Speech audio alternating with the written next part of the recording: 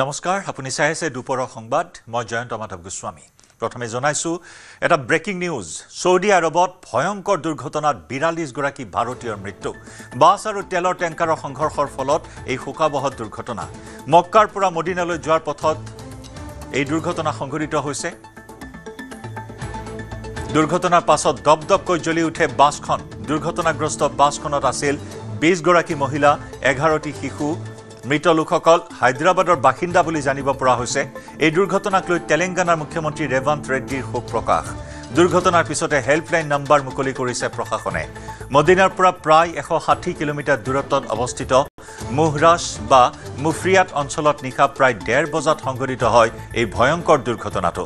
দুৰ্ঘটনাৰ সময়ত বাছখনত শুই আছিল বহু যাত্ৰী বাছখন খুন্দামৰাৰ লগে লগে দপদপকৈ জুই লগাত বাহিৰলৈ ওলাবলৈ সুবিধা নাপালে যাত্ৰীসকলে যাৰ ফলত বাছৰ ভিতৰতে জীৱন্তে অগ্নিদগ্ধ হৈ মৃত্যুমুখত পৰে যাত্ৰীসকল এই ঘটনাৰ পিছতে তেলেংগানাৰ মুখ্যমন্ত্ৰীয়ে বৈদেশিক পৰিক্ৰমা মন্ত্ৰণালয়ৰ সৈতে যোগাযোগ কৰি সৌদি আৰবৰ দূতাবাসৰ পৰা তথ্য আহৰণ কৰিবলৈ নিৰ্দেশ দিছে আন এক ভয়াবহ ট্ৰেজেডিয়ে জোকাৰিছে দেশৰ লগতে সমগ্ৰ বিশ্ব ইয়া সৌদি আৰবত এক ভয়ংকৰ দুৰ্ঘটনা এটা অনাকাংক্ষিত এটা অবাঞ্ছিত দুৰ্ঘটনাত 42 গৰাকীকৈ ভাৰতীয়ৰ মৃত্যু বাছ আৰু তেলৰ টেংকাৰৰ সংঘৰ্ষ আৰু তাৰ পিছত চাওক এই বিভীষিকাময় এটা পৰিস্থিতি দুৰ্ঘটনা সংঘটিত হোৱাৰ লগে লগে বাছখনত অগ্নিসংযোগ হয় টেংকাৰৰ সৈতে মুখামুখি সংঘৰ্ষ আছিল আৰু সেই মুখামুখি সংঘৰ্ষত নিমিষতে জ্বলি চাৰখাৰ হৈ যায় বাছখন নিশা প্ৰায় 1:30 বজাৰ ঘটনা সকলো যাত্ৰী শুই আছিল শুই থকা অৱস্থাত এই দুৰ্ঘটনা সংঘটিত হোৱা যাত্ৰীসকলে ওয়াদি নাপালে কি কৰিব কি নকৰিব কিং কৰ্তব্য বিমূৰ হৈ পৰিল যাত্ৰীসকল আৰু বাছৰ ভিতৰতেই জীৱন্তে অগ্নিদগ্ধ হৈ মৃত্যুমুখত পৰিল আটাইসকল যাত্ৰীৰ অৰ্থাৎ 42 গৰাকীকৈ ভাৰতীয়ৰ মৃত্যু 20 গৰাকী মহিলা নিহতসকলৰ ভিতৰত 20 গৰাকী মহিলা আছে 11টি শিশু আছে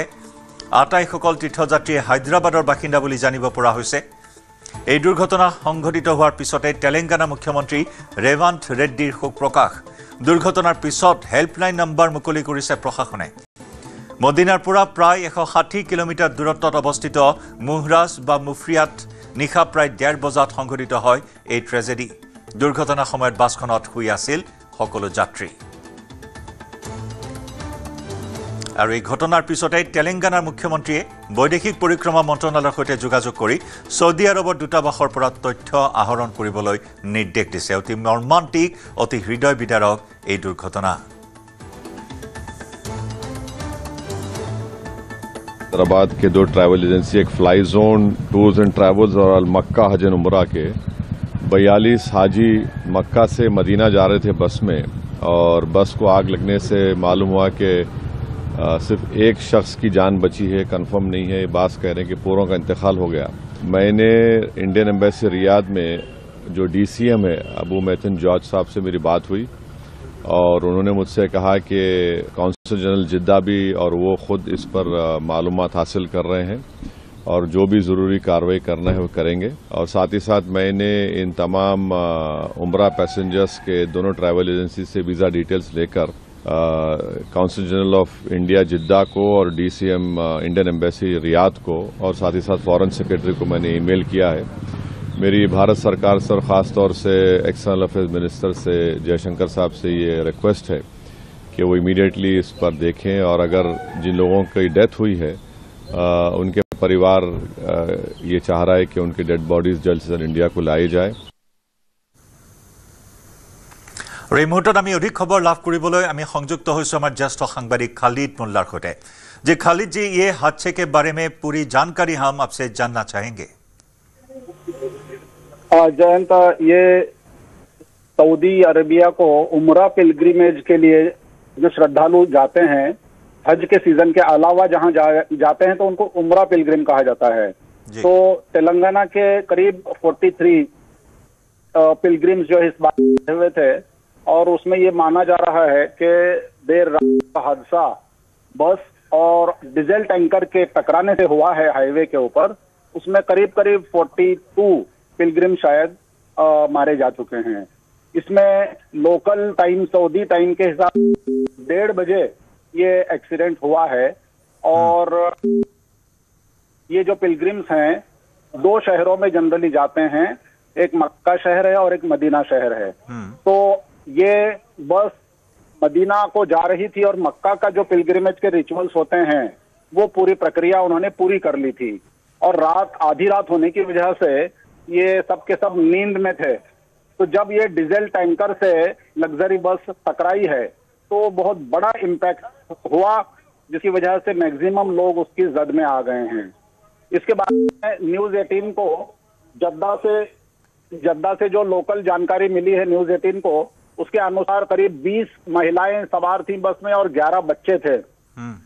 उसके अलावा ये भी हमें पता चला कि गौसिया बेगम और कुछ दूसरे पिलग्रिम्स जो हैदराबाद के हैं उनकी वहां डेथ हो चुकी है। एक पिलग्रिम के बारे में सिर्फ ये जानकारी मिली है कि शायद वो जिंदा है।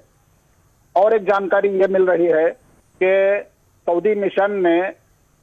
इमीडिएटली हेल्पलाइन नंबर्स एस्टेब्लिश किए हैं और इसी तरह से तेलंगाना के सेक्रेटरिएट में एक कंट्रोल रूम एस्टेब्लिश किया गया है जिसने और अपने अलग हेल्पलाइन नंबर्स वो भी जारी किए हैं।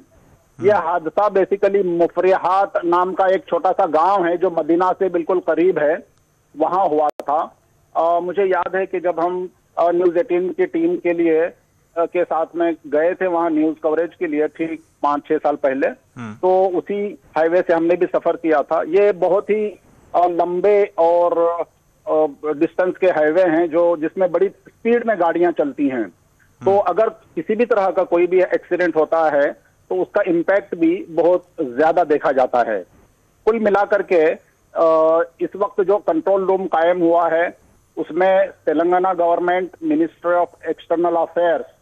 और सऊदी एम्बेसी ये तीनों मिलकर के कोऑर्डिनेशन का काम कर रहे हैं। और रेवंत रेड्डी जो मुख्यमंत्री हैं तेलंगाना राज्य के, उन्होंने चीफ सेक्रेटरी रामकृष्ण राव और तेलंगाना के डीजीपी सुधाकर रेड्डी इनको कोऑर्डिनेशन के लिए नॉमिनेट किया है जो जानकारी ले रहे हैं। साथ ही भोंगीर डिस्ट्रिक्ट के किरण कुमार रेड्डी जो वहां के एमपी हैं, उन्होंने भी जो है इस सिलसिले में अपना अपडेट रखने के लिए लोगों को मोबिलाइज किया है। रिलीफ मेजर्स वो पूरे जो है वो सऊदी गवर्नमेंट और इंडियन एम्बेसी के थ्रू किए जा रहे हैं। कुल मिला के यही जानकारी मिल रही है। जी खालिद जी, जो 42 लोग मारे गए हैं, हाँ जी, जो 42 लोग मारे गए हैं उन लोगों का नाम परिचय सामने आया है ताकि सारे लोग हैदराबाद से ही बिलोंग करते हैं। तेलंगाना राज्य के मैक्सिमम पिलग्रिम्स हैं जिसमें ज्यादातर हैदराबाद शहर के हैं जी। और अभी अभी हमें जो जानकारी मिली है हैदराबाद से उसके अनुसार एक फ्लाई जोन नाम की ट्रैवल एजेंसी है जो शहर के एक बड़े भीड़ भाड़ वाले इलाके जिसको मेहदीपट्टनम कहते हैं वहां इसका ऑफिस है। कुल 2 ट्रैवल एजेंसीज हैं जो इन पिलग्रिम्स को वहां लेके गई थी। उसमें से फ्लाई जोन एजेंसी एक है जो पिलग्रिम्स का और फॉरेन एजुकेशन के लिए स्टूडेंट्स को वीजा दिलाने और टिकटिंग वगैरह का भी काम करती है। तो उसके मुताबिक एक डेड जो है उसका नाम आया है जो गौसिया बेगम कहलाती हैं। बाकी और विक्टिम्स के 4-5 विक्टिम्स के ही सिर्फ फोटो और डिटेल सामने आए हैं। इसमें 4 के एमपी असदुद्दीन ओवैसी इन्होंने उन ट्रैवल एजेंसीज की डिटेल्स और सऊदी एम्बेसी के साथ में कांटेक्ट एस्टेब्लिश करके ये शेयर करने के लिए वो कोशिश कर रहे हैं। तो अभी ऑफिशियली 42 डेथ और उनके विक्टिम्स के सारे डिटेल्स वहां से नहीं पहुंचे हैं। जी खालिद जी, बहुत बहुत शुक्रिया इस वक्त की ये जानकारी हमें देने के लिए।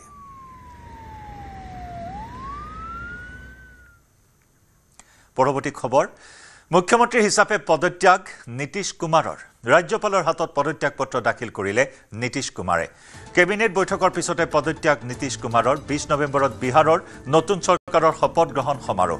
দশমবাৰলৈ মুখ্যমন্ত্ৰী হিচাপে পুনৰ শপত লোৱাৰ পূৰ্ণ সম্ভাৱনা নীতিশ কুমাৰৰ। শপত গ্ৰহণ সমাৰোহত উপস্থিত থাকিব প্ৰধানমন্ত্ৰী নৰেন্দ্ৰ মোদী। বিহাৰত পুনৰ 2গৰাকী উপমুখ্যমন্ত্ৰী থকাৰো সম্ভাৱনা। এগৰাকী বিজেপিৰ পৰা আৰু আনগৰাকী উপমুখ্যমন্ত্ৰী থাকিব এলজেপিৰ পৰা।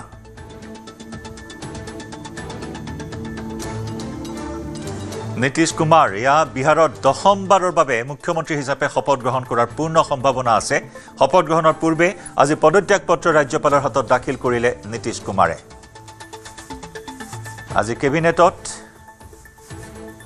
কেবিনেটৰ পাছতে পদত্যাগ পত্ৰ ইতিমধ্যে ৰাজ্যপালৰ হাতত অৰ্পণ কৰিছে নীতিশ কুমাৰে বৃহস্পতিবাৰ নতুন চৰকাৰৰ শপত গ্ৰহণ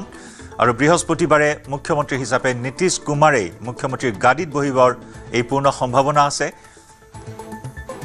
যদিবা বিভিন্ন সূত্ৰই বিভিন্ন কথা প্ৰকাশ কৰি আছে মুখ্যমন্ত্ৰী বিজেপিৰ পৰা হোৱাটো বিচাৰিছে বিজেপিৰ এটা শিবিৰে কিন্তু মুখ্যমন্ত্ৰী হিচাপে নীতিশ কুমাৰেই অধিষ্ঠিত হ'ব বুলি এই মুহূৰ্তত পূৰ্ণ সম্ভাৱনা আছে 20 নৱেম্বৰত নতুন চৰকাৰৰ শপত গ্ৰহণ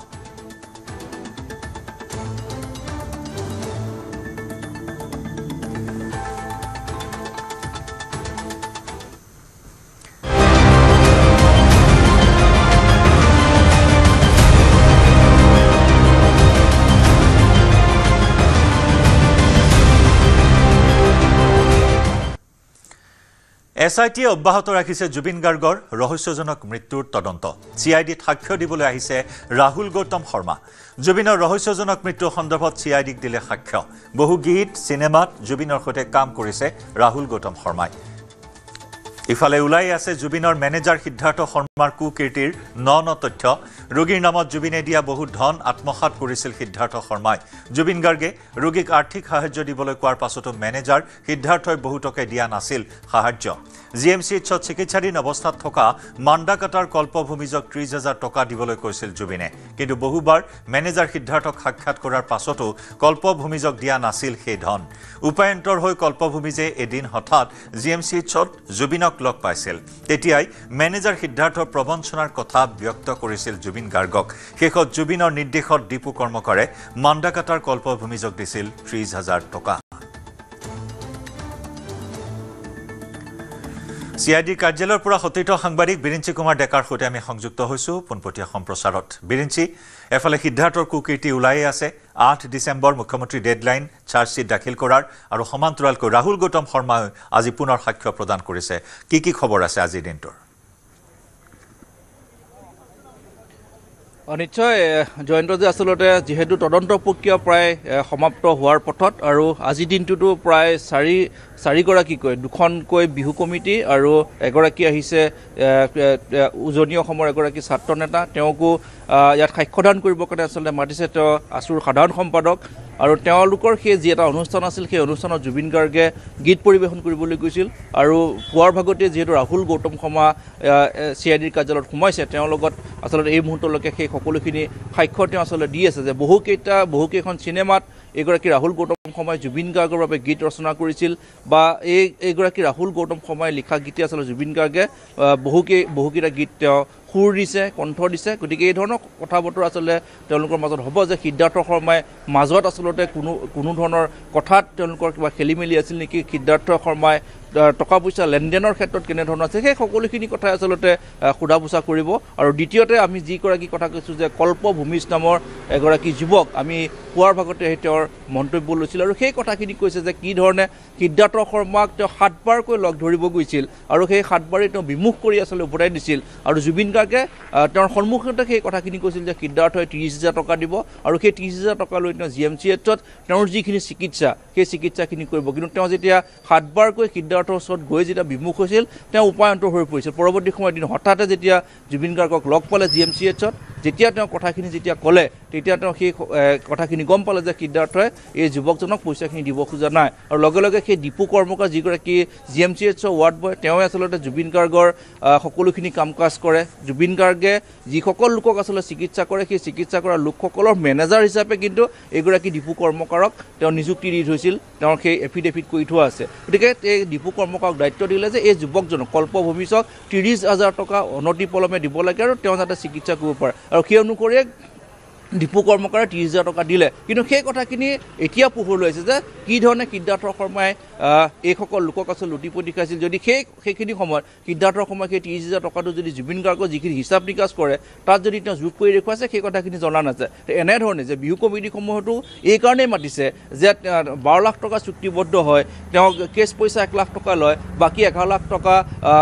নগদ 11 লাখ টকা লয় 1 লাখ টকা তেওঁ বেংকৰ জৰিয়তে লয় বাকী সেই হিচাপ নিকাচখিনি আচলতে এতিয়াও SIT যথেষ্ট বিমূৰত পৰিছে যে হিচাপ নিকাচ কৰিবৰ কাৰণে AG অফিচৰ পৰা এগৰাকী গাণনিক বিষয়া যিহেতু তেওঁ 3 দিন আহিল সকলোখিনি হিচাপ নিকাচ কৰিলে তাত আকাশ পাতাল পাৰ্থক্য দেখিছে যে জুবিন গাৰ্গৰ যিমানখিনি ইনকাম হৈছিল সিদ্ধাৰ্থ শৰ্মাই কেনেধৰণে সেইসমূহ লুটিপুটি খাইছিল বা কি কৰিছিল সেই সকলোখিনি কথা যিহেতু ওলাব আৰু এই মুহূৰ্তত এজন লোক আমাৰ মাজত আছে তেওঁ ইতিমধ্যে SIT লৈ আহিছে আৰু তেওঁৰ পৰা আমি পোনে পোনে সেই কথাখিনি আমি জানিব খুজিম যোৱা মানে 20 ডিচেম্বৰত 24ত মোৰ এটা শ্ব'ৰুম অপেনিং কৰিছিলে তেখেতে দলগাঁৱত মঙলদৈ তাৰপিছত তেওঁলোক কালি গৈছিলে তেওঁলোকে কিবা কিবি সোধ পোছ কৰিছে এতিয়া মানে তেওঁলোকে আজি মোক মাতিছে ষ্টেটমেণ্টখিনি দিবৰ কাৰণে আৰু নহয় শ্ব'ৰুমটো কি মানে কিমান TVSৰ শ্ব'ৰুম আছিলে কিমান পইচা দিছিলে পইচা কম আছিলে বাৰু 1.5 লাখ টকা আছিলে 1.5 লাখ টকা আছিলে পইচাটো কোনে লৈছিলে আমি অনলাইন মাৰিছিলোঁ 95 মান বাকী 55 মান কেছ লৈছিলে তাৰপিছত বাকীখিনি এতিয়া তেওঁলোকক সুধিব মাতিছে কাৰ লগত যোগাযোগ হৈছিলে সিদ্ধাৰ্থৰ লগত হৈছিলে সিদ্ধাৰ্থৰ মাতি লৈ গৈছিল নেকি নাই নাই এনেই যোগাযোগটো আমাৰ মানে গৌতমৰ লগত ৰাহুল গৌতমৰ লগত ফোন কৰি আহিছিলোঁ আমি তাৰপিছত অহাৰ পিছত তেখেতেতো সেইটো ডিল নকৰে তাৰপিছত তেওঁ দেখাই দিলে সিদ্ধাৰ্থৰ লগত আমি কথা পাতি সেনেকৈ মানে ফিক্স কৰি কিনে তেখেত গৈছিলে আৰু আমাৰ এইটো আপোনাৰ 2024 হয় ডিচেম্বৰ 20 তাৰিখ এইটো আমাৰ মঙলদৈ তেখেতে মাতিছে কিবা কিবি সুধিব আৰু পইচা কিবা খেলি মেলি হৈছে নেকি যেহেতু পইচাৰ CID গৈছিল হয় মানে পইচাৰ যিখিনি মানে আমি ক'ত কেনেকৈ দিছিলোঁ সেইটো সুধিছে আৰু সেইখিনি সুধিবৰ কাৰণে মাতিছে তেওঁলোকে যোৱাকালি সেইটো সুধিছিল পইচাৰ ভাগ সিদ্ধাৰ্থ লৈছিলে নেকি কিবা গম পাইছে সেইটোতো আমি গম নাপাম বাৰু পেমেণ্টটো আপুনি সিদ্ধাৰ্থক দিছে হয় হয় আমাৰ অনলাইন গৈছিলে অনলাইন দুটা গৈছিলে দুটা পাৰ্টত 45 আৰু বাকীখিনি কেছ হৈছিল আপোনাৰ ভাল নামটো মৰ্তজা হুছেইন আজিৰ দিনত কেইবাজনো লোকে নিশ্চয়কৈ এজন যুৱক মঙলদৈৰ যুৱক তেওঁ আহিছে এনেধৰণে CID কাৰ্যালয়ত যে এটা অনুষ্ঠানৰ কাৰণে আচলতে জুবিন গাৰ্গক তেওঁলোকে নিমন্ত্ৰণ কৰিছিল আৰু তাৰ বাবদ এটা মাননি দিছিল আৰু সেই মাননি আচলতে সিদ্ধাৰ্থ শৰ্মাৰ হাতত দিছিল সেই সকলোখিনি সেই অনুষ্ঠানৰ বাবে যিখিনি যোগাযোগ কৰিব লগা আছিল সেই যোগাযোগখিনি ৰাহুল গৌতম শৰ্মাই কৰিছিল গতিকে আজি যিহেতু ৰাহুল গৌতম শৰ্মাকো সাক্ষ্য ল'বৰ কাৰণে মাতিছে আৰু এইজন যুৱককো যিহেতু মাতিছে যে তেওঁলোকে অনুষ্ঠানটোৰ উদ্যোক্তা আছিল গতিকে সেইখিনি সময়ত যে যিহেতু সিদ্ধাৰ্থ শৰ্মাক যিহেতু টকাখিনি দিছে বুলি কোৱা হৈছে গতিকে সেই টকাখিনি আচলতে জুবিন গাৰ্গৰ একাউণ্টলৈ প্ৰকৃততে গ'ল নে নাই সেই কথাখিনি আচলতে তেওঁলোকৰ পৰা সুধিব যিহেতু ভিতৰত ৰাহুল গৌতম শৰ্মা আছে গতিকে দুয়োকে বহুৱাই লৈ আচলতে সেই কথাখিনি আচলতে সুধিব যে কি ধৰণৰ অনুষ্ঠান আছিল বা কি কেনেধৰণে চুক্তি হৈছিল তেওঁলোকৰ লগত কিমান টকাত বন্দবস্ত আছিল সেই পইচাখিনি আচলতে জুবিন গাৰ্গৰ যি একাউণ্ট আছে সেই একাউণ্টলৈ আচলতে গ'ল নে নাই সেই ধৰণৰ কথাখিনি আচলতে সোধা পোছা কৰিব আৰু এনেধৰণে আজি যিহেতু দুখনকৈ বিহু কমিটিও আহিছে সেই তেওঁলোকৰো হিচাপ নিকাচখিনি যিহেতু কৰি থকা হৈছে গতিকে এই ধৰণৰ জুবিন গাৰ্গৰ যি ৰহস্যজনক মৃত্যু সেই মৃত্যুক লৈ এতিয়া যিহেতু একে শেষ পৰ্যায়ত উপনীত হৈছে এই তদন্ত গতিকে এনেধৰণে আৰু শেষৰ যিখিনি ব্যক্তি আছিল যে যিখিনি ব্যক্তিৰ পৰা তেওঁলোকে ভাষ্য ল'লে বা তেওঁলোকৰ পৰা সাক্ষ্য ল'লে তদন্তত কিছু পৰিমাণে সহায় হ'ব গতিকে সেই সকল লোকক এইকেইটা দিনত আচলতে মাতি আছে গতিকে আজি এই মুহূৰ্তলৈকে প্ৰায় 5গৰাকীকৈ লোক SIT কাৰ্যালয়ত CID কাৰ্যালয়ত সোমাইছে গতিকে তেওঁলোকৰ যিসমূহ সাক্ষ্য সেই সাক্ষ্যসমূহ ল'ব আৰু তাৰ পাছতে যিহেতু অভিযোগনামা যিহেতু ইতিমধ্যে প্ৰস্তুত কৰি থকা হৈছে 8 ডিচেম্বৰৰ পূৰ্বে অভিযোগনামা দাখিল কৰিব আদালতত গতিকে সেই সকলোখিনি কথা তাতে সন্নিৱিষ্ট হ'ব যে কি ধৰণে আচলতে সিদ্ধাৰ্থ শৰ্মাই ধনৰ লেনদেন কৰিছিল জুবিন গাৰ্গৰ একাউণ্টলৈ সেই ধনসমূহ গৈছিলে না এই সকলো সন্দৰ্ভত তদন্ত যিহেতু চলাই আছে SIT গতিকে আজি এই সকল লোকে কি ধৰণে সাক্ষ্য দিয়ে সেইটো এটা যথেষ্ট তাৎপৰ্যপূৰ্ণ হ'ব ধন্যবাদ বীৰেঞ্চি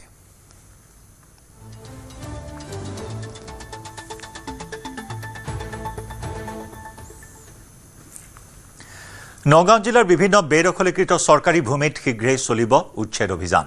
জাননীৰ পিছতো একাংশ বেদখলকাৰীয়ে এৰা নাই চৰকাৰী ভূমি এৰিব নিবিচৰা বেদখলকাৰীৰ বিৰুদ্ধে কঠোৰ হ'ব নগাঁও জিলা প্ৰশাসন বেদখলকাৰীক সকিয়নি নগাঁও জিলাৰ আয়ুক্ত দেৱাশিষ শৰ্মাৰ উল্লেখযোগ্য যে নগাঁও জিলাৰ বিভিন্ন ৰাজচক্ৰৰ অন্তৰ্গত হাজাৰ হাজাৰ বিঘা চৰকাৰী ভূমি তথা সংৰক্ষিত বনাঞ্চল একাংশ লোকে বেদখল কৰি স্থায়ীভাৱে বসবাস কৰাৰ লগতে খেতি কৰি আছে এই চৰকাৰী ভূমি বেদখলমুক্ত কৰিবলৈ নগাঁও জিলা প্ৰশাসনে ছেপ্টেম্বৰ মাহতে বেদখলকাৰীলৈ জাননী প্ৰেৰণ কৰিছিল সেই জাননী পোৱাৰ পিছতে একাংশ বেদখলকাৰীয়ে নিজে নিজে ঘৰ দুৱাৰ ভাঙি নিছিল যদিও একাংশ বেদখলকাৰীয়ে ফসল চপোৱাৰ অজুহাত দেখুৱাই কিছু সময় বিচাৰিছিল মানৱীয় দৃষ্টিভংগীৰে নগাঁও জিলা প্ৰশাসনেও সেইসকলক 3 মাহৰ সময় দিছিল কিন্তু সময় উকলাৰ পিছতো একাংশ বেদখলকাৰীয়ে চৰকাৰী ভূমি বেদখলমুক্ত কৰা নাই তেনে বেদখলকাৰীৰ বিৰুদ্ধে কঠোৰ হৈছে নগাঁও জিলা প্ৰশাসন আৰু শীঘ্ৰেই এই চৰকাৰী ভূমি বেদখলকাৰীৰ ঘৰত চলিব উচ্ছেদ অভিযান উচিত চৰকাৰী মাটি যিসকলে দখল কৰি ৰাখিছে চৰকাৰী মাটি তাত এটা দ্বিতীয় মত এটা হ'ব নোৱাৰে আৰু 1800 চনতে আজি কিছুমান ধৰি লওক ফৰেষ্ট ৰিজাৰ্ভ হিচাপে ঘোষণা কৰিছিলে বা আমাৰ 19 শতাব্দীৰ প্ৰায় শেষ সময়ত কিছুমান আমাৰ ৰিজাৰ্ভ ফৰেষ্ট আছিলে সেই তাত কোনো কাৰণবশত আহি পেলাই লোকসকলে বসবাস কৰিবলৈ ধৰিছে আৰু বাৰম্বাৰ চৰকাৰৰ তৰফৰ পৰা তেওঁলোকক অৱগত কৰোৱা হৈছে আমি বিশেষভাৱে কোন দিনত আমি আৰম্ভ কৰিম তাৰ নিৰ্দিষ্ট দিন এটা এতিয়ালৈকে আমি ধাৰ্য কৰা নাই কিন্তু অতি শীঘ্ৰেই হ'ব আমাৰ উটমাৰী যোনখন ৱাইল্ড লাইফ ৰিজাৰ্ভ সেই তাত যোৱা পৰহি আমি বৃহৎ দল এটা আমাৰ স্পেচিয়েল চিফ সেক্ৰেটাৰী যাদৱ ছাৰৰ নেতৃত্বত আজি আমি গোটেইখিনি জায়গা পৰিদৰ্শন কৰিছো আৰু তাত অতি কমেও আমি যদি চাওঁ তেতিয়াহ'লে 6000ৰো অধিক বিঘা মাটি সেই তেনেধৰণে বেদখল হৈ আছে আৰু সেই বেদখল হোৱা মাটিবোৰ দখলমুক্ত কৰা সেইটো আমাৰ গুৰু দায়িত্ব সেই তাত কোনেও ভুল বুজিব নালাগে সেই তাত খিলঞ্জীয়া লোক সোমাই আছে এইটো নহয় যে অকল আমাক সাধাৰণতে এটা আঙুলি টুৱাই বহুখিনি কথা কোৱা হয় সেই তেনেকুৱা নহয় বহু শ বিঘা মাটি সেই তেনেধৰণৰ আছে সেইকাৰণে চৰকাৰী মাটি সেই তাত কোনো দ্বিতীয় মত এটা হ'ব নোৱাৰে আৰু সোনকালে অতি শীঘ্ৰেই সেই চৰকাৰী মাটিখিনি বেদখল কৰা সামগুৰিত কংগ্ৰেছ বিজেপিৰ সংঘাত বিহাৰ নিৰ্বাচনত জয়ী হোৱাৰ বাবে বিজয় উৎসৱ পালন কৰিবলৈ অহা বিজেপি কৰ্মীক আক্ৰমণৰ চেষ্টা কংগ্ৰেছৰ পৰিস্থিতি নিয়ন্ত্ৰণ কৰিবলৈ অহা খাটুৱাল আৰক্ষীৰ ভাৰপ্ৰাপ্ত বিষয়াকো আক্ৰমণৰ চেষ্টা কংগ্ৰেছৰ ঘটনাৰ জগত জড়িত কংগ্ৰেছী গ্ৰেপ্তাৰৰ দাবী বিজেপিৰ এয়া সামগুৰিত পুনৰ কংগ্ৰেছ আৰু বিজেপিৰ মাজত তুমুল সংঘাত উপনিৰ্বাচনৰ সময়ছোৱাৰে পৰাই কংগ্ৰেছ আৰু বিজেপিৰ মাজত এই সংঘাত অব্যাহত আছে সামগুৰি সমষ্টিত শেহতীয়াকৈ বিহাৰ নিৰ্বাচনত বিজেপি মিত্ৰজোঁট জয়ী হোৱাৰ বাবে বিজয় উৎসৱ পালন কৰিবলৈ আহিছিল একাংশ বিজেপি কৰ্মীক আৰু সেই বিজেপি কৰ্মীক আক্ৰমণৰ চেষ্টা চলালে একাংশ কংগ্ৰেছীয়ে পৰিস্থিতি নিয়ন্ত্ৰণ কৰিবলৈ অহা খাটুৱাল আৰক্ষীৰ ভাৰপ্ৰাপ্ত বিষয়াকো আনকি আক্ৰমণৰ চেষ্টা কংগ্ৰেছৰ এই ঘটনাৰ লগত জড়িত থকা কংগ্ৰেছী গ্ৰেপ্তাৰৰ দাবী বিজেপিৰ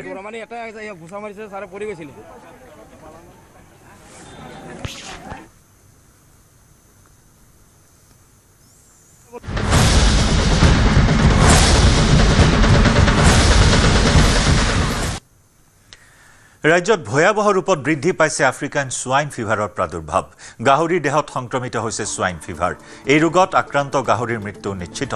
2019 চনত প্ৰথমবাৰলৈ ধৰা পৰিছিল আফ্ৰিকান সোৱাইন ফিভাৰ এই বৰ্ষত বেছি ভয়াবহ ৰূপ লৈছে সোৱাইন ফিভাৰে ৰাজ্যৰ কেইবাখনো জিলালৈ বিয়পি পৰিছে ৰোগৰ প্ৰাদুৰ্ভাৱ বৰ্তমানলৈকে এই ৰোগত আক্ৰান্ত হৈ 2500ৰো অধিক গাহৰিৰ মৃত্যু হৈছে সংক্ৰমণ ৰোধৰ বাবে হত্যা কৰা হৈছে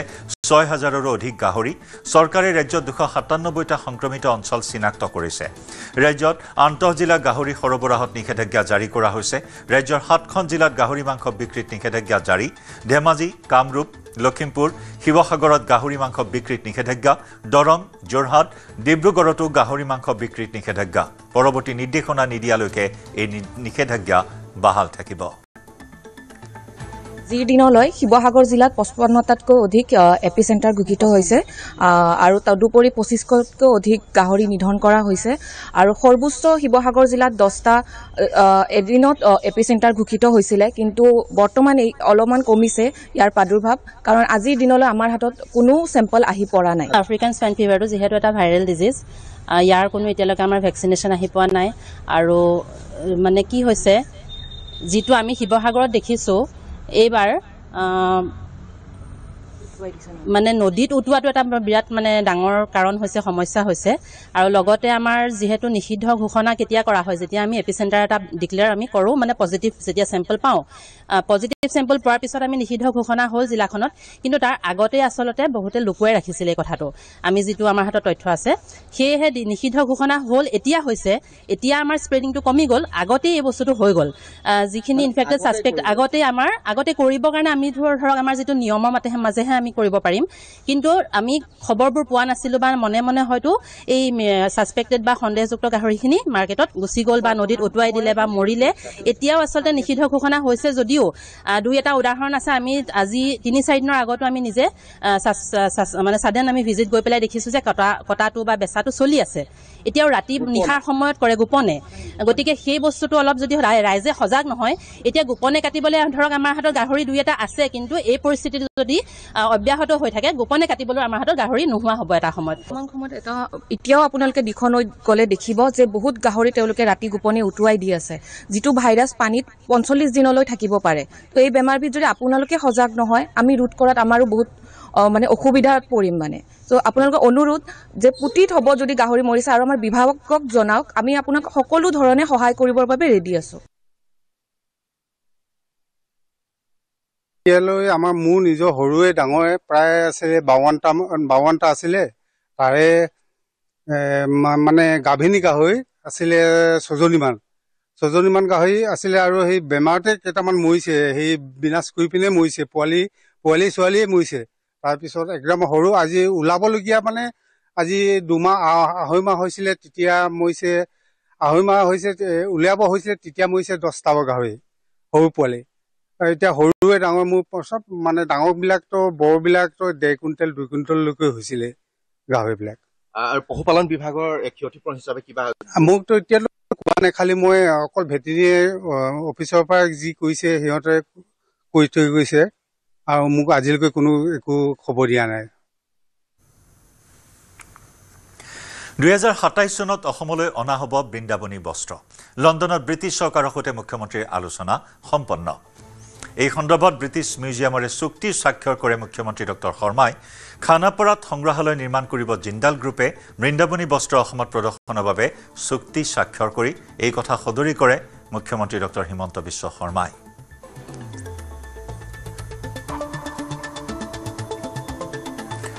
ইফালে মুখ্যমন্ত্ৰীয়ে ব্ৰিটিছ চৰকাৰৰ সৈতে বৃন্দাবনী বস্ত্ৰ অসমলৈ অনা সন্দৰ্ভত বৈঠকত ভাগ ল'বলৈ যোৱাৰ সময়তেই বিধায়ক অখিল গগৈয়ে মুখ্যমন্ত্ৰীৰ সাজ পোছাক সন্দৰ্ভত মন্তব্য কৰিলে ছ'চিয়েল মিডিয়াত। অখিল গগৈয়ে ক'লে, জাতিৰ পৰম আৰাধ্য মহাপুৰুষজনাৰ বৃন্দাবনী বস্ত্ৰভাগ আনিবলৈ যোৱা মুখ্যমন্ত্ৰীয়ে লণ্ডনত জিন্স নিপিন্ধি চুৰিয়া পিন্ধিলে ভাল আছিল। অৱশ্যে অখিল গগৈয়ে কোৱাৰ দৰে মুখ্যমন্ত্ৰীয়ে বৃন্দাবনী বস্ত্ৰ আনিবলৈ লণ্ডনলৈ যোৱা নাই। বৃন্দাবনী বস্ত্ৰ অনা সন্দৰ্ভত আলোচনাৰ বাবেহে লণ্ডনলৈ গৈছে।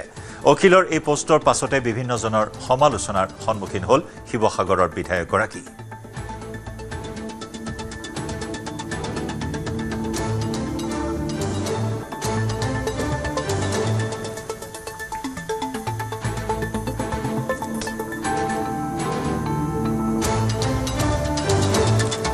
আৰু অখিল গগৈৰ এই পোষ্টত বিভিন্নজনে এনেদৰে কমেণ্টত সমালোচনা কৰা পৰিলক্ষিত হ'ল।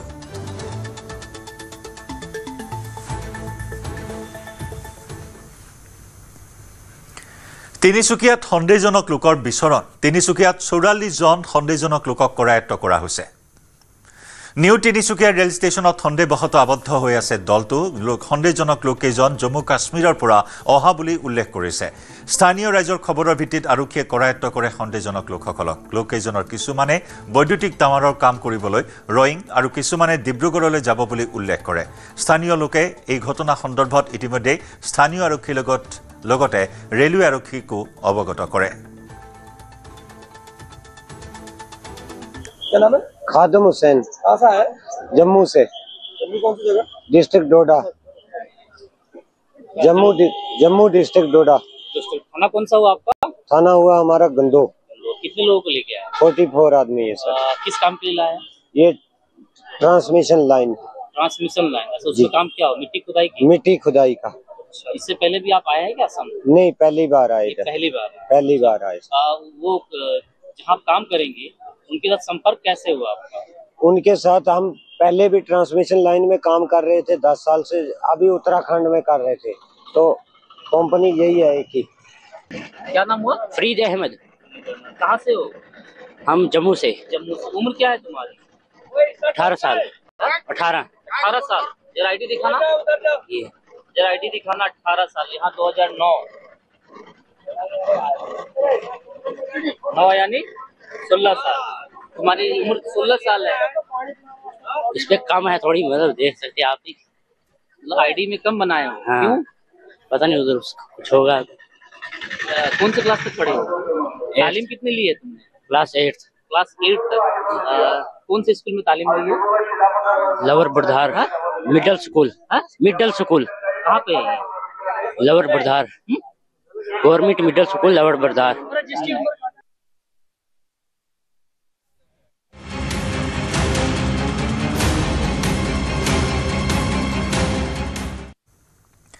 পুনৰ জ্বলিছে বাংলাদেশ। ঢাকাকে ধৰি বাংলাদেশৰ ভিন্ন প্ৰান্তত আৱামী লীগৰ কৰ্মী সমৰ্থকৰ উত্তাল প্ৰতিবাদ। ৰাজপথত জোৰ সমদল কৰি উত্তাল কৰি তুলিছে ৰাজপথ। ভিন্ন স্থানত প্ৰতিবাদকাৰীয়ে অগ্নিসংযোগ কৰিছে। প্ৰতিবাদকাৰীয়ে ঘটাইছে বিস্ফোৰণ। দেওবাৰৰ মাজনিশা জুই আৰু বিস্ফোৰণে বাংলাদেশ পুনৰ অস্থিৰ কৰি তোলে। ইয়াৰ মাজতে চৰকাৰী সেনাৰে প্ৰতিবাদকাৰীৰ হতাহতিত অতি কমে 14জনকৈ লোকৰ প্ৰাণহানি। পুনৰ বাংলাদেশ উত্তাল হৈ পৰাৰ আঁৰত আছে আজি আন্তঃৰাষ্ট্ৰীয় অপৰাধ ন্যায়ালয়ে দিবলগীয়া শ্বেখ হাছিনাৰ বিচাৰৰ ৰায়। আন্তঃৰাষ্ট্ৰীয় অপৰাধ ন্যায়ালয়ে ভাৰতত পলায়ন কৰি থকা বাংলাদেশৰ গাদীচ্যুত প্ৰধানমন্ত্ৰী শ্বেখ হাছিনাক মৃত্যুদণ্ড দিয়াৰ সম্ভাৱনাই অধিক। আৰু সেই আশংকাতে আৱামী লীগৰ সমৰ্থকে প্ৰতিবাদেৰে দেশখন উত্তাল কৰি তোলে। দেশখনত যোৱা বছৰৰ জুলাইত হোৱা ছাত্ৰ বিক্ষোভৰ সময়ত শ্বেখ হাছিনাৰ ভূমিকা মানৱতাৰ পৰিপন্থী হিচাপে অভিহিত কৰি আন্তঃৰাষ্ট্ৰীয় অপৰাধ ন্যায়ালয়ে তদানীন্তন প্ৰধানমন্ত্ৰীগৰাকীক মৃত্যুদণ্ড দিয়াৰ সম্ভাৱনা আছে।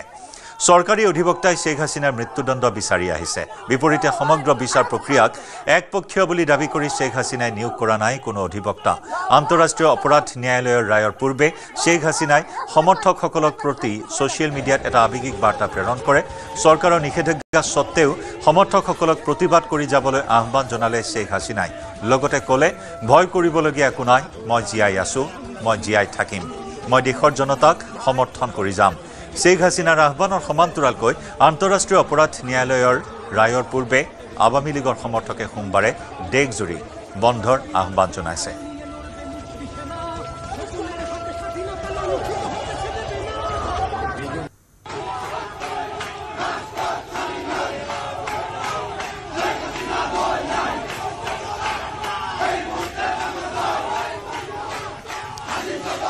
ICT তথা বাংলাদেশৰ অন্তৰ্বৰ্তীকালীন চৰকাৰে শ্বেখ হাছিনাক মৃত্যুদণ্ড দিয়া যোজা চলোৱাৰ সময়তেই শ্বেখ হাছিনাই চৰকাৰখনক সমালোচনা কৰি ক'লে, সন্ত্ৰাসবাদীৰ দেশলৈ পৰিণত হৈছে বাংলাদেশ। হাছিনাৰ বিৰুদ্ধে উত্থাপিত সকলো অভিযোগ ভুৱা বুলিও দাবী কৰিলে শ্বেখ হাছিনাই। হাছিনাই ক'লে, মই কাকো হত্যাৰ নিৰ্দেশ দিয়া নাছিলোঁ। প্ৰতিবাদীক হত্যাৰ নিৰ্দেশ আহিছিল ডক্টৰ মহম্মদ ইউনুছৰ পৰা। ICTয়ে 1973 যুদ্ধ অপৰাধ বিচাৰৰ আইন ভংগ কৰাৰ অভিযোগ তুলিলে শ্বেখ হাছিনাই। বিপৰীতে আজি শ্বেখ হাছিনাৰ বিচাৰৰ ৰায়ৰ বাবে অপেক্ষা কৰিছে চৰকাৰে। বাংলাদেশৰ চৰকাৰী টেলিভিছন BTVত পোনপটীয়া সম্প্ৰচাৰ হ'ব ICTৰ ৰায়। আন্তঃৰাষ্ট্ৰীয় অপৰাধ ন্যায়ালয়ৰ ৰায়ৰ বিৰুদ্ধে প্ৰত্যাহ্বান কৰিব নোৱাৰিব শ্বেখ হাছিনাই। হাছিনাই গ্ৰেপ্তাৰ বৰণ কৰিলেহে কৰিব পাৰিব ন্যায়ালয়ৰ ৰায়ৰ আপিল। 13 দিনৰ ভিতৰত আত্মসমৰ্পণ কৰিলেহে হাছিনাই পাব ৰায়ৰ এপিলৰ সুবিধা। ন্যায়ালয়ৰ ৰায়ৰ পূৰ্বেই হাছিনাক ফাঁচি দিবলৈ সাজু অন্তৰ্বৰ্তীকালীন চৰকাৰ।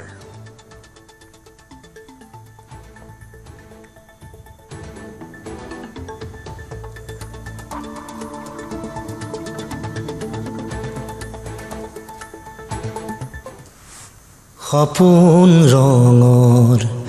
জীৱন তুমি।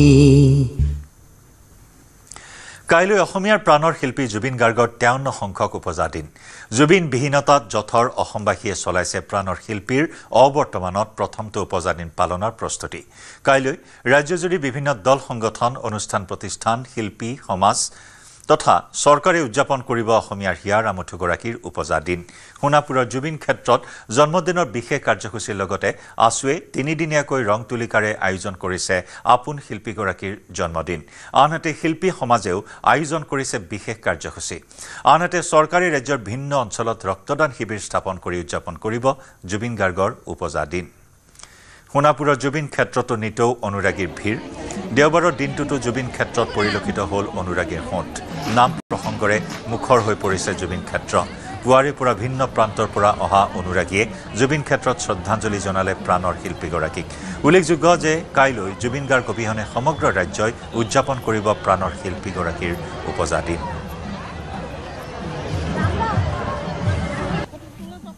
সঁচাকৈ মানে মই আজি ইয়ালৈ বুলি আহিছো মই আজিলৈকে মানে জুবিনদাৰ যেতিয়াৰ পৰা ঢুকাইছে সঁচাকৈ কৈছো মোৰ এই ক্ষেত্ৰখনত আহিবলৈ মোৰ সাহস হোৱা নাছিলে কিন্তু সদায় আহিম বুলি ভাবো কিন্তু পাৰ হৈ যাওঁ কিন্তু সেৱা এটা কৰি যাওঁ কিন্তু মোৰ তেনেকুৱা কোনো মানে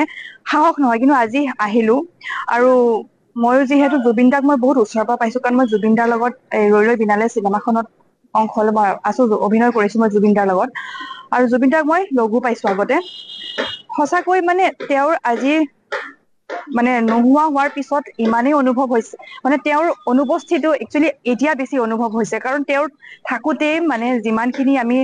গম পাইছিলো কিন্তু তেওঁ নোহোৱা হোৱাৰ পিছৰ পৰা দেখোন আমি আৰু গম পাইছো যে তেওঁ কিমান দুখীয়া মানুহক তেওঁ ঘৰ দিছে তেওঁ কিমানখিনি কাম কৰিছে আমি এতিয়াহে গম পাইছো আৰু সঁচাকৈ জুবিন দা মানে এতিয়া সকলোৰে প্ৰশ্ন মই সকলোৰে হৈ কৈছো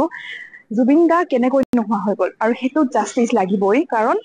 ঈশ্বৰ সত্তা মানুহ এজন নোহোৱা হৈ গৈছে অন্য মানুহ নহয় জুবিন দা সকলোৱে তেওঁক এতিয়া ভগৱান তুল্য মানে আৰু ময়ো মানুহ সকলোৱে মানে আৰু গতিকে জুবিন দাই ন্যায় পোৱাটো আমি সঁচাকৈয়ে বিচাৰো আজি জুবিন দাৰ জন্মদিন হ'ল মৃত্যু হোৱা আজি 60 দিন হ'বলৈ হ'ল কিন্তু এতিয়ালৈকে জুবিন দাই ন্যায় পোৱা নাই যদিও এৰেষ্ট কৰিছে কিছু সংখ্যক লোকক তেওঁলোকৰ এই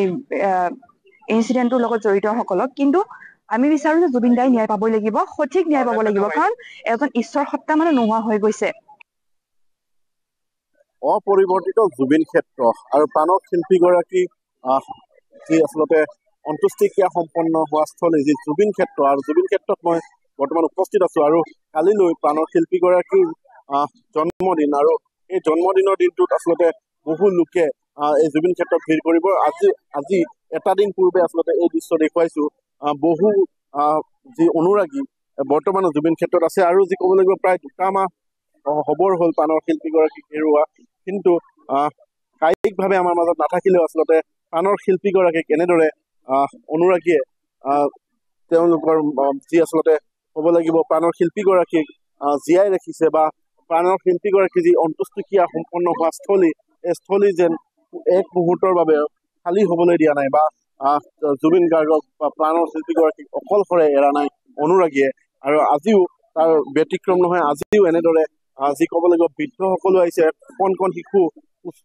কোলাত লৈ আচলতে এনেদৰে মহিলাসকল আহিছে সমাজৰ প্ৰতিটো স্তৰৰ আচলতে লোকসকল জুবিন ক্ষেত্ৰলৈ আহিছে আৰু প্ৰাণৰ শিল্পীগৰাকীক আজিৰ দিনটোতো শ্ৰদ্ধাঞ্জলি জনোৱা পৰিলক্ষিত হৈছে সমান্তৰালকৈ নাম প্ৰসংগ হৈছে জুবিন ক্ষেত্ৰত এই মুহূৰ্ততো নাম প্ৰসংগ হৈছে আমি সেই দৃশ্য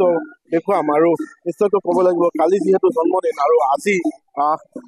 এনেদৰে অনুৰাগী ভিৰ কৰা পৰিলক্ষিত হৈছে যি ক'ব লাগিব ৰাজ্যৰ বিভিন্ন প্ৰান্তৰ পৰা অনুৰাগীসকল আহি এনেদৰে জুবিন ক্ষেত্ৰত ভিৰ কৰা পৰিলক্ষিত হৈছে সমাজৰ প্ৰতিটো স্তৰৰ লোকে আচলতে জুবিন ক্ষেত্ৰত এনেদৰে ভিৰ কৰিছে আৰু বৰ্তমানো জুবিন ক্ষেত্ৰত ইয়াৰ নাম প্ৰসংগ চলিছে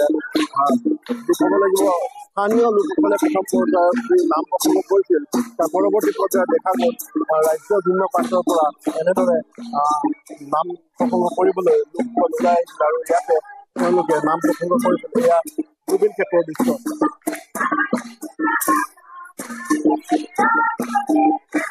নিশ্চয়কৈ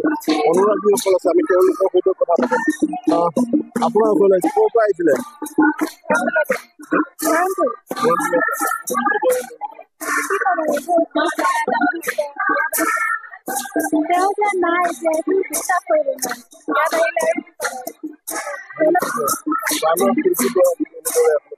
শ্ৰদ্ধাঞ্জলি জনাবলৈ ৰাজ্যৰ ভিন্ন প্ৰান্তৰ পৰা লোকসকল আহিছে আৰু অনুৰাগী আছে আমি তেওঁলোকৰ সৈতে কথা পাতিম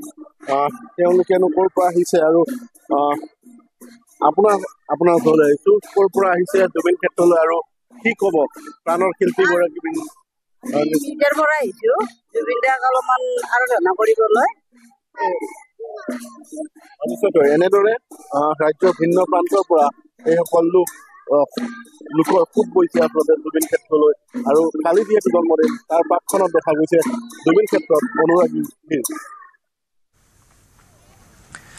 গুৱাহাটী পৌৰ নিগমৰ নতুন আয়ুক্তৰূপে দায়িত্বভাৰ গ্ৰহণ এছিএছ চিন্ময় প্ৰকাশ ফুকনৰ দায়িত্ব লৈয়ে গুৱাহাটীবাসীৰ সমস্যাসমূহ সৰ্বতোপ্ৰকাৰে সমাধানৰ চেষ্টা কৰাৰ প্ৰতিশ্ৰুতি দিলে নতুন আয়ুক্তগৰাকীয়ে দায়িত্বভাৰ হাতত লৈয়ে সাংবাদিকৰ মুখামুখি নতুন আয়ুক্ত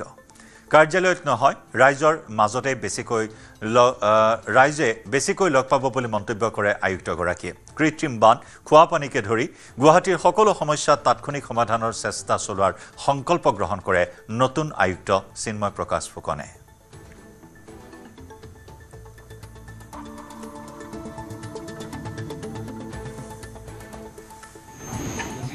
ধন্যবাদ জনাইছোঁ আৰু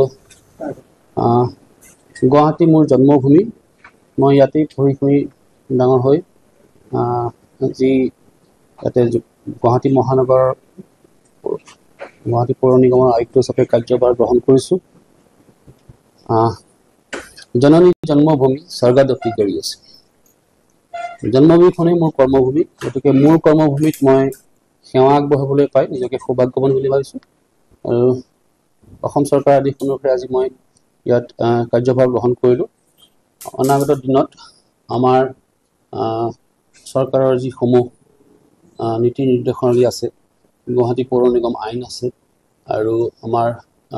নিৰ্বাচিত যিসকল সন্মানীয় প্ৰতিনিধি আছে সন্মানীয় মেয়ৰ ডাঙৰীয়া আৰু সন্মানীয় পাৰিষদসকল সকলোৰে লগত আলোচনা কৰি পৰামৰ্শ লৈ আমাৰ সমূহ গুৱাহাটীবাসী সন্মানীয় নাগৰিকৰ শুভেচ্ছা শীৰ্ষক মূলধন হিচাপে লৈ মই আপোনালোকৰ মাজৰে এজন হৈ গুৱাহাটীবাসীক সেৱা কৰিবলৈ বদ্ধপৰিকৰ আৰু মই এই ক্ষেত্ৰত মোৰ সৰ্বোচ্চ উজাৰি দি মই চেষ্টা কৰিম চেষ্টাৰ কোনো ত্ৰুটি নহয় আৰু এই ক্ষেত্ৰত গুৱাহাটীৰ সৰ্বাংগীন উন্নয়নৰ বাবে যিসমূহ এজেঞ্চি আছে তাৰ ভিতৰত গুৱাহাটী পৌৰ নিগমো এটা গতিকে আমি গুৱাহাটী পৌৰ নিগমেও বিগত সময়ত যি বলিষ্ঠ পদক্ষেপেৰে গুৱাহাটীবাসীক সেৱা আগবঢ়াই আহিছে সেই সেৱাৰ ধাৰা যাতে অব্যাহত থাকে তাৰ বাবে মই যৎপৰোনাস্তি চেষ্টা কৰিম আৰু এই ক্ষেত্ৰত আপোনাক সকলোৰে সহযোগিতা কামনা কৰিলোঁ কলিয়াবৰৰ লুইতৰ পাৰত প্ৰাণৰ শিল্পী জুবিন গাৰ্গৰ 53 সংখ্যক জন্মদিন পালনৰ প্ৰস্তুতি কলিয়াবৰৰ হাতীমুৰা ব্ৰহ্মপুত্ৰৰ পাৰত স্থাপন কৰা প্ৰাণৰ শিল্পীগৰাকীৰ স্থাপন কৰা হ'ব সুবিশাল প্ৰতিমূৰ্তি স্থানীয় সমাজসেৱক কৃষ্ণ মহন্তৰ প্ৰচেষ্টাত নিৰ্মাণ কৰা হৈছে এই প্ৰতিমূৰ্তি উপজা দিনটোতে জুবিন গাৰ্গৰ নামত এটা নৱনিৰ্মিত পথো উন্মোচন কৰিব উল্লেখযোগ্য যে কাঞ্চনজংঘা ছবিখনৰ দৃশ্যগ্ৰহণৰ সময়ত শিল্পীজন দুদিনকৈ আছিল হাতীমুৰাক মনে প্ৰাণে ভাল পাইছিল জুবিন গাৰ্গে সেয়ে তেওঁৰ স্মৃতি সজীৱ কৰি ৰাখিবলৈ কলিয়াবৰবাসীয়ে পালন কৰিব 53 সংখ্যক জন্মদিন প্ৰাণৰ শিল্পী জুবিন গাৰ্গৰ 53 সংখ্যক জন্ম দিৱসত কলিয়াবৰত উন্মোচন কৰা হ'ব জুবিন গাৰ্গৰ এটি প্ৰতিমূৰ্তি আৰু কলিয়াবৰৰ হাতীমুৰা মন্দিৰৰ প্ৰাংগণতে আমি দেখুৱাইছোঁ এই মুহূৰ্তত যিহেতু জুবিন গাৰ্গৰ পূৰ্ণাংগ প্ৰতিমূৰ্তি স্থাপনৰ যুঁজা চলি আছে কাইলৈ বিয়লি 2 বজাত এটা পূৰ্ণাংগ প্ৰতিমূৰ্তি স্থাপন কৰা হ'ব আৰু কলিয়াবৰৰ হাতীমুৰাৰ দুৰ্গা মন্দিৰৰ প্ৰাংগণতে সন্মুখতে এই স্থানতে এটা প্ৰতিমূৰ্তি স্থাপন কৰা হ'ব আৰু দেখা গৈছে ইয়াত জুবিনৰ যি মায়াবিনী ৰাতিৰ বুকু যি গীত সেই গীতটো সম্পূৰ্ণভাৱে খোদিত কৰা হৈছে আৰু দেখুৱাইছোঁ এনেদৰে কলিয়াবৰৰ হাতীমুৰাত স্থানীয় সমাজসেৱক কৃষ্ণ মহন্তৰ উদ্যোগতে স্থানীয় ৰাইজৰ সহযোগত ইয়াত এটা জুবিন গাৰ্গৰ প্ৰতিমূৰ্তি স্থাপনৰ বাবে যুঁজা চলিছে আৰু কাইলৈ সেই প্ৰতিমূৰ্তি স্থাপন কৰা হ'ব আৰু দেখা গৈছে ইয়াত তীব্ৰ গতিত এই কাম চলি আছে ইয়াত যেহেতু স্থানীয় ৰাইজৰ সহযোগ আছে স্থানীয় ৰাইজৰ সহযোগত স্থানীয় ব্যৱসায়ী তথা সমাজসেৱক কৃষ্ণ মহন্তৰ উদ্যোগতে এই প্ৰতিমূৰ্তি স্থাপনৰ কাম চলি আছে ইয়াত হাতীমুৰাবাসী ৰাইজ আছে আমি তেওঁলোকৰ কাষলৈ যাম তেওঁলোকৰ পৰা আচলতে জানিবলৈ চেষ্টা কৰিম যে কাইলৈ শিল্পী প্ৰয়াত শিল্পীগৰাকী যি 53 সংখ্যক উপজাতিতে এটা প্ৰতিমূৰ্তি হাতীমূৰা স্থাপন কৰা হ'ব কেনেদৰে প্ৰস্তুত পাইছে নমস্কাৰ আপোনালোকক জনাবলৈ পাই সুখী হৈছোঁ যে অহা কালিলৈ আমাৰ জুবিন গাৰ্গ ডাঙৰীয়াৰ জন্মদিন সেই জন্মদিন উপলক্ষে আমাৰ এই হাতীমূৰা অঞ্চলত এটি প্ৰতিমূৰ্তি স্থাপনৰ দিহা কৰা হৈছে তাৰ সম্পূৰ্ণ প্ৰস্তুতি হৈ আছে আৰু ইয়াৰ পিছলৈ যদি আমি ঘূৰি যাব বিচাৰোঁ তেনেহ'লে জুবিন গাৰ্গ ডাঙৰীয়া আমাৰ কলিয়াবৰ অঞ্চলৰ লগতে নিবিড় সম্পৰ্ক থকাৰ উপৰিও এই হাতীমূৰা অঞ্চলত তেখেতৰ বহুতো স্মৃতি ৰৈ গৈছে তেখেতৰ জনপ্ৰিয় ছবি কাঞ্চনজংঘাৰ ইয়াতে দুদিন তেখেতে থাকি নিজে শ্বুটিং কৰি গৈছিল আৰু ভৱিষ্যতে কিবা কথা ছবি তেখেতে আকৌ শ্বুটিং কৰি প্ৰতিশ্ৰুতি ৰাইজক দিছিল আৰু সেই দুদিনতে আমাৰ এই অঞ্চলৰ ৰাইজৰ লগত তেখেতৰ এটা নিবিড় সম্পৰ্ক গঢ়ি উঠিছিল এতিয়া তেখেতৰ মহাপ্ৰয়াণ হোৱাৰ পিছত ইয়াৰ গোটেই আমাৰ হাতীমূৰা অঞ্চলৰ ৰাইজ বহুত দুখত ম্ৰিয়মান হৈছে আৰু তেখেতৰ স্মৃতিত কিবা এটা চিন ৰাখিবৰ কাৰণে সকলোৱে মনত ভাবি থকা অৱস্থাতে আমাৰ এই ৰাইজৰ অৱস্থা আৰ্থিকভাৱে অৱস্থা ইমান সচ্ছল নোহোৱাৰ কাৰণে আমাৰ শ্ৰী শ্ৰী বালি সত্ৰৰ ডেকা সত্ৰীয়া শ্ৰদ্ধাৰ শ্ৰীযুত কৃষ্ণ মহন্তদেৱক কথাভাগ অৱগত কৰাত তেখেতে আমাক কথা দিলে যে তেখেতে ইয়াতে এটা তেখেতৰ পূৰ্ণাংগ প্ৰতিমূৰ্তি সম্পূৰ্ণ তেখেতৰ নিজৰ খৰচত ইয়াতে স্থাপন কৰাই দিব সেইমতে আজি এই কামভাগ ইয়াতে চলি আছে আৰু নিশ্চয় আজিৰ ভিতৰতে ইয়াৰ সম্পূৰ্ণ কাম সম্পূৰ্ণ হৈ উঠিব অহা কালিলৈ এই প্ৰতিমূৰ্তি ভাগ উন্মোচন কৰা হ'ব দিনৰ 2 বজাত তাৰ পিছতে তেখেতৰ নামত এটি পথ তেখেতৰ নামাকৰণে এটা নতুন পথ ইয়াতে উদ্বোধন কৰা হ'ব জুবিন গাৰ্গৰ অবৰ্তমানত প্ৰথমটো উপজা দিন পালন কৰিবলৈ সকলোৱে প্ৰস্তুতি চলাইছে কাহিলীপাৰাৰ বাসগৃহ চৌহদতো স্থাপন কৰা হ'ব প্ৰাণৰ শিল্পীগৰাকীৰ আৱক্ষ মূৰ্তি কাহিলীপাৰাৰ চিনাৰ্জি ইম্পেৰিয়েলৰ দেৱালত অংকন কৰা হৈছে জুবিন গাৰ্গৰ প্ৰতিচ্ছবি জুবিন গাৰ্গৰ উপজা দিন উদযাপনৰ বাবে বিশেষভাৱে সাজু হৈছে কাহিলীপাৰাৰ চিনাৰ্জি ইম্পেৰিয়েল জুবিন গাৰ্গৰ উপজা দিনত গীতে মাতে শুৱৰিব ৰাজ্যবাসীয়ে চাওক কাইলৈ হিয়াৰ আমঠু প্ৰাণৰ শিল্পী মৰমৰ শিল্পী জুবিনদাৰ উপজা দিন কিন্তু জুবিনদাবিহীন প্ৰথমটো উপজা দিন সমান্তৰালভাৱে 53 সংখ্যক জন্মদিনৰ বাবে এক প্ৰকাৰ তৎপৰতা বৃদ্ধি পাইছে মহানগৰীৰ কাহিলীপাৰাত থকা চিনাৰ্জি এপাৰ্টমেণ্টত ইয়াতে অসম চাৰুকাৰু কলা পৰিষদৰ দ্বাৰা 6000 স্কুৱেৰ ফুটৰ যি 3 বিঘা মাটিত থকা দেৱাল আছে দেৱালসমূহ অংকন কৰা হৈছে আৰু জুবিনদাৰ যিসমূহ মিউজিক ইয়াতে মিউজিকৰ বিশেষ চিম্বল দিয়া হৈছে ইয়াতে জুবিনদাই যিহেতু এনেকুৱা এগৰাকী শিল্পী আছিলে যিগৰাকীয়ে প্ৰতিবিধ বাদ্যযন্ত্ৰ নিখুঁতভাৱে বজাব পাৰিছিলে যাৰ হাততে প্ৰাণ পাই উঠিছিলে সকলো বাদ্যযন্ত্ৰ সেই বাদ্যযন্ত্ৰৰে সৌফালৰ দেৱালখন অংকন কৰিছে আমি সৌফালৰ দেৱালখন দেখুৱাইছোঁ তেখেতসকলে গোটেই বাউণ্ডাৰীটো তেখেতসকলে ৰং কৰাৰ কথা আছিলে আজিৰ পৰা 4 দিন পূৰ্বে তেখেতসকলে সেই কাম কাজ হাতত লৈছিলে আৰু যিহেতু সময় কম আছিলে তাকৰ হোৱাৰ বাবে তেখেতসকলে অৰ্ধেকলৈকে অংকন কৰিছে আৰু বাওঁফালৰ দেৱালখনো দেখুৱাম ঠিক একেদৰে এখন বিশেষ তৰণ ইতিমধ্যে সাজু কৰিছে এই তৰণৰ তলেৰে কালি প্ৰৱেশ কৰিব লাগিব ঠিক একেদৰে শেৱালিডাল আৰু বকুল গছ আমি উল্লেখ কৰিছোঁ যে এতিয়া শেৱালি ফুলা বতৰ শেৱালি ফুলিবলৈ জুবিনদা নাই বকুল তোলা বতৰত ইয়াতে বহি জুবিনদাই বকুল তুলিছিলে আৰু এই 4.5 ফুট উচ্চতাৰ এই যিখন কলা ষ্টেণ্ড বুলিয়ে কওক বা স্তম্ভ বুলি কওক স্তম্ভৰ ওপৰতে জুবিনদাৰ প্ৰতিমূৰ্তি থাকিব যিটো নুন মাটিত ইতিমধ্যে সাজু কৰা হৈছে ঠিক একেদৰে যদি বাওঁফালৰ দৃশ্য হতি থাকিছো কষ্ট কৰি দেখুৱাইছে সহযোগ কৰিছে ৰাতিপুৱাৰে পৰা দেখুৱাইছে যে নাহৰ যদি সকলোৰে ঘৰত থাকে তেতিয়া মই থকা যেন অনুভৱ হ'ব জুবিনদাৰ সেই বাক্যশাৰীৰে ইয়াতে টেগলাইন হিচাপে সাজি দেৱাল অংকন কৰা হৈছে ঠিক একেদৰে তাৰ কাষত থকাখিনি দেখুৱাইছে অতীত হয় যিখন বাহন সকলোৱে জানে ইছুজৰ বাহন এক প্ৰকাৰ এই বাহনখন য'তে দেখা যায় তাতেই জয় জুবিনদা ধ্বনি দেখিবলৈ পোৱা যায় এক প্ৰকাৰ জুবিনদাৰ সেই বাহনখনে অসমৰ দোষ দিশে শদিয়াৰ পৰা ধুবুৰীলৈকে যেতিয়া বহাগ বিহু বুলিয়ে নহয় প্ৰতিটো উৎসৱতে হওক বা এক প্ৰকাৰ আনন্দৰ লহৰ দি ফুৰা সেই বাহনখন ইয়াত অংকন কৰা হৈছে ইছুজুৰ বিশেষ বাহন যিখন বাহন সকলোৰে দেহৰ হিৰে হিৰে সেই প্ৰতিচ্ছবিটো ভাহি আহে এই বাহনখন দেখিলে গম পোৱা যায় যে জুবিনদাৰ আগমন ঘটিছে ঠিক একেদৰে ৰং তুলিকাৰ সমান্তৰালকৈ অট্টালিকাৰ চৌপাশো চাফ চিকুণ কৰি থকা হৈছে কাইলৈৰ দিনটোৰ বাবে সতীৰ্থ কিছু যদি ভিতৰ ভাগৰ কিছু দৃশ্যাংশ দেখুৱাই যে এইসমূহ স্থান সকলো পৰিষ্কাৰ কৰি এতিয়া লাগি গৈছে ৰাতিপুৱাৰ ভাগৰে পৰা ৰং দিছে বা যি ধৰণৰ আগতে কিছু লেতেৰা হৈছিলে সেই লেতেৰাসমূহ পৰিষ্কাৰ কৰাত এনেদৰে ব্যস্ত হৈ পৰিছে উল্লেখ কৰিছে যে প্ৰাণৰ শিল্পী জুবিনদাবিহীন এক প্ৰকাৰ প্ৰথমটো উপজা দিন আৰু 53 সংখ্যক জন্মদিনৰ দিনটোত প্ৰায় 30টাকৈ নাম দলে যোগাযোগ কৰিছিলে আৰু 10টাকৈ নাম দলে কালি ৰাতিপুৱাৰে পৰা এই স্থানত তেখেতসকলে নাম পৰিৱেশন কৰিব যিগৰাকী সম্পাদক বৰা ডাঙৰী আছে তেখেতৰ পৰা জানিব চেষ্টা কৰিছো কাইলৈ আপোনালোকৰ কেনে ধৰণৰ প্ৰস্তুতি বা কি ধৰণে আয়োজন কৰিছে কালি আজিতো আমি আমাৰ কোনো প্ৰগ্ৰেম নাই আজি ৰাতি কোনো প্ৰগ্ৰেম নহয় কালি ৰাতিপুৱা 9:30 বজাৰ পৰা আমি প্ৰতিষ্ঠা হ'ব 9টা বজাৰ পৰা আমি কৈছো 9:30 বজাত গৰিমা ডাঙৰীয়ানী আৰু কপিল বৰঠাকুৰ ডাঙৰীয়াই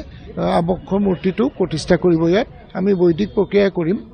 কৰিম তাৰ পাছত নাম কীৰ্তন হ'ব মহিলাৰ তাৰপিছত দিনটো জোৰা কাৰ্যসূচী অসমৰ বিভিন্ন প্ৰান্তৰ পৰা অহা